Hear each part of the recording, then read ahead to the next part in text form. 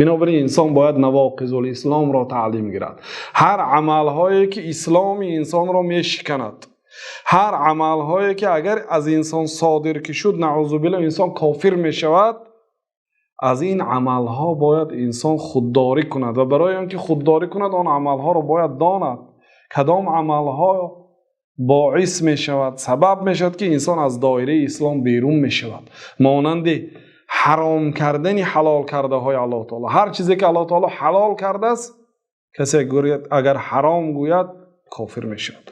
یا کسی که اگر حرام کرده های الله تعالی حلال گوید کافر می شود. یا به خبرهای الله تعالی شک کند یا رد کند، گوید که مثلا قیامت نمی شود، یا اینکه جنتی روی دنیا همین کشور ما هست دیگه جنت نیست، گفت جنت انکار کند یا دوزخ انکار کند یا فرشته را انکار کند یا پیغمبری را انکار کند یا سخن الله تعالی را انکار کند یا یک سنت پیغمبر صلی الله علیه و سلم اگر بد بیند، اگرچه با زبانش چیزی نگویدم، ریش بد بیند، حجاب بد بیند که فرض الهی است، او کافر میشد. بنابراین خیلی عملها بعض علما نواقض الاسلام 10 تا هست میگن، این کم است، 10 تا نیست، یعنی مشهورترینش 10 تا هست، بسیار صادر شده شوندهش 10 تا هست، اما نواقض الاسلام خیلی زیاد است، یعنی عملهایی که دین اسلام رو میشکند.